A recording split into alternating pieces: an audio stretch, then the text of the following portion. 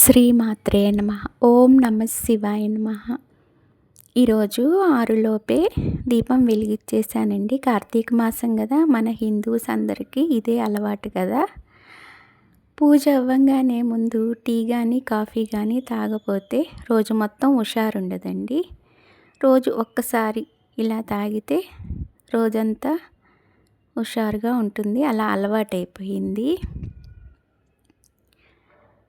ఈరోజు బ్రేక్ఫాస్ట్కి puri, meal maker, బఠానీ కర్రీ చేస్తున్నానండి.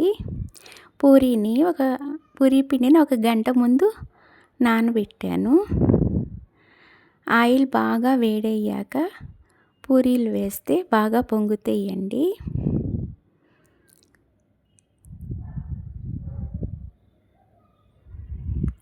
పూరీలు చేయటం అయిపోయింది.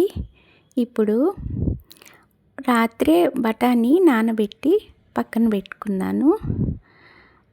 బఠానీని సాల్ట్ వేసి ఉడకబెట్టుకున్నాను. తర్వాత బాయిల్ వేడి చేసి మీల్ మేకర్లను వేసి కొంచెం సేపు ఉడకనిచ్చి ఒక స్ట్రైనర్లో వడబోసుకున్నాను. బఠానీ కూడా ఉడికిపోయింది.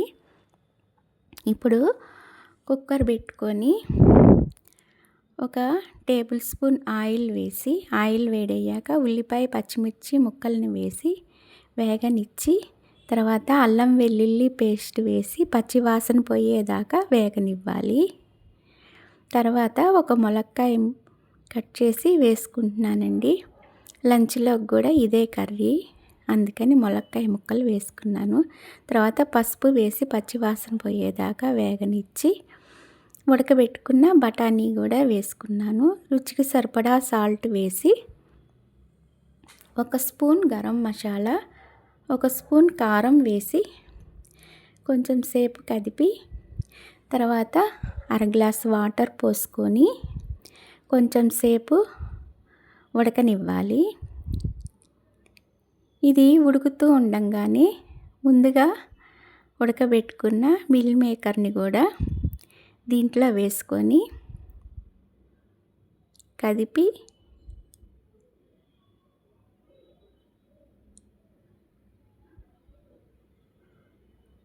కుక్కర్ మూత పెట్టుకొని ఒక విజిల్ రానిస్తే కర్రీ రెడీ అయిపోయిందండి. ఈ కర్రీ లంచ్లోకి అలాగే పూరీల్లోకి కూడా చాలా బాగుంటుంది, రైస్లోకి పూరీలోకి.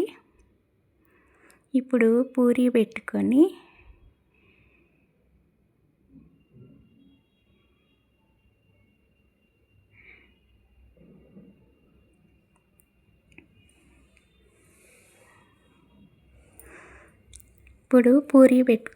కర్రీ వేసుకొని తింటే చాలా బాగుందండి. ఈ వీడియో కనుక మీకు నచ్చితే లైక్ చేయండి.